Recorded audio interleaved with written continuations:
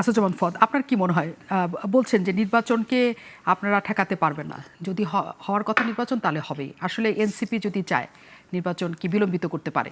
না, একটা বিষয় হচ্ছে যে রাজনৈতিক কিছু টেনশন তো আছে, সার্টেনলি, কোনো সন্দেহ নাই, কিন্তু সেটা মোটা দাগে নির্বাচন পিছায় যাবে বলে এখন পর্যন্ত সেই আশঙ্কা আমি করছি না। রাজনীতিতে অনেক মেটাফোর আছে, আপনি যেটা বলছিলেন এর আগে, যে রাজনৈতিক দল নেতাগুলো অনেকগুলো জিনিস বলে, আসলে এটা মিন করে না, অথবা ধরেন নেগোশিয়েটিং টুল আছে।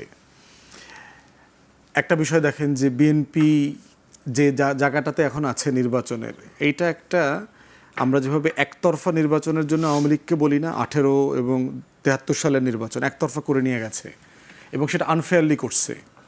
এবারের নির্বাচনটা কিন্তু আপনার ফেয়ার নির্বাচন, সুষ্ঠু নির্বাচনটাই একতরফা হয়ে যাওয়ার সম্ভাবনা আছে। কারণ বিএনপির ইতিহাসে প্রথমবারের মতো তাকে সিরিয়াসলি প্রতিটা আসনে কম্পিট করবার মতো কোনো প্রার্থী নাই। তো সেখানে আমি যেটা দেখলাম যে সব দল যদি একত্রিত হয়ে যায়, তারপরও বিএনপির অ্যাগেনস্টে 100 প্রার্থী দেওয়া সিরিয়াসলি ডিফিকাল্ট হবে। বিএনপির সবচেয়ে বড় চ্যালেঞ্জ হবে বিএনপি নিজে, তার বিদ্রোহী প্রার্থী।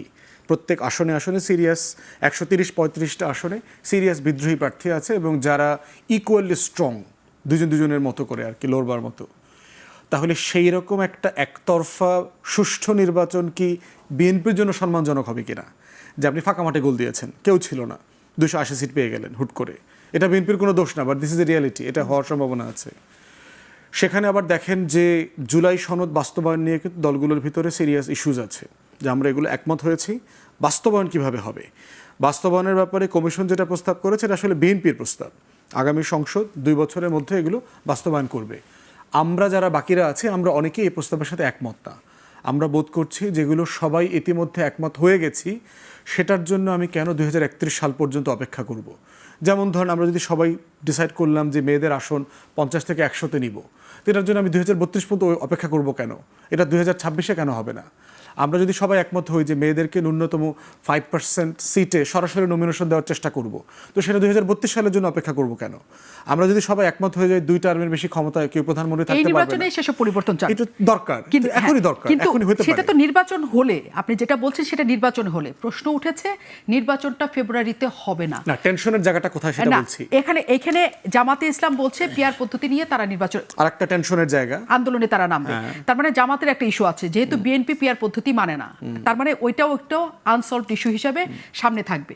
একই সাথে এনসিপি একেবারেই ফেব্রুয়ারিতে নির্বাচন মানে না। আজকে তাদের বক্তব্য পুরো স্পষ্ট হলো, কারণ অনেকদিন পর তারা তীব্র কণ্ঠে কোনো বক্তব্য দিলেন, কারণ বেশ কিছুদিন 5 আগস্টের পর তাদের আমরা কোনো রকমের সাড়া পাচ্ছিলাম না। তার মানে তারা ফেব্রুয়ারিতে নির্বাচন চায় না, স্পষ্ট।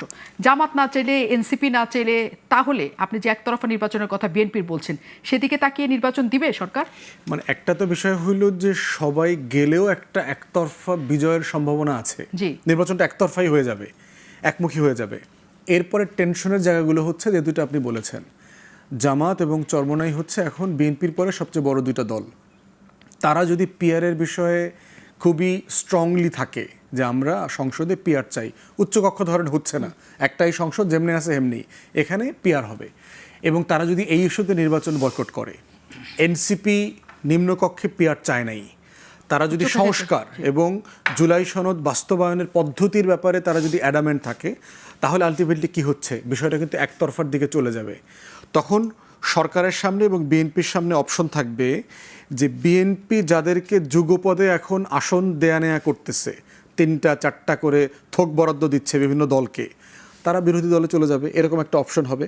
কিন্তু সেটা আদৌ দেশের জন্য এবং বিএনপির জন্য সম্মানজনক হবে কিনা, অন্তর্বর্তীকালীন সরকার কি এই দায়টা নিয়ে একটা ভালো নির্বাচন করবে কিনা, যে গণ অভ্যুত্থানের সকল শক্তি এই নির্বাচনে অংশগ্রহণ যেহেতু করছে না, এইরকম একটা নির্বাচনের দায় আমরা আসলে নেব না। তখন এমন হইতে পারে, প্রফেসর ইউনূস কিন্তু বেশ কয়েকবার দায়িত্ব ছেড়ে দেওয়ার জন্য উদ্যোগ নিয়েছিলেন, উনি হয়তো দায়িত্ব ছেড়ে দিতে পারেন, নির্বাচনকালীন একটা সরকার করে দিয়ে উনি আসলে বিদায় নিয়ে চলে যাবেন। তাহলে এই টেনশনের জায়গাটা আছে, বাট আমি বোধ করছি এগুলো সমাধানযোগ্য। যেটা জামাত এবং চরমোনাই মানে চাচ্ছে এবং যেটা এনসিপি চাচ্ছে, এগুলো সবগুলো জিনিস সমাধানযোগ্য। স্যাক্রিফাইস করতে হবে, এখানে নেতৃত্ব দেখাইতে হবে, রাষ্ট্রনায়কোচিত নেতৃত্ব দেখাইতে হবে বিএনপিকে, কারণ বাকিরা জানা অর্জন করবে তার থেকে ঐতিহাসিকভাবে বিএনপি না করলে সবচেয়ে বেশি সে লুজ করবে। কিন্তু নিশ্চয়ই, কিন্তু বিএনপিকে যে জায়গাতে এক ধরনের কোণঠাসা করে ফেলা হচ্ছে এবং বিএনপির বিরুদ্ধে যখন এইসব স্লোগান উঠছে এবং দেশব্যাপী যখন একটা জরিপ দেখানো হচ্ছে যে বিএনপির জনপ্রিয়তা কমে যাচ্ছে, নানা জায়গায় চাঁদাবাজি, সন্ত্রাসী কর্মকাণ্ড, দখলদারিত্ব, নানা কিছু বিএনপির বিরুদ্ধে অভিযোগ উঠছে, তখন বিএনপি ওই সুবিধাজনক জায়গায় থাকবে কিনা মানে জনগণের কাছে। আমি আসবো, আমি অবশ্যই আসবো একটা বিরতির পর, বরং ফিরে অনেক আগে বিরতির সময় হয়েছে।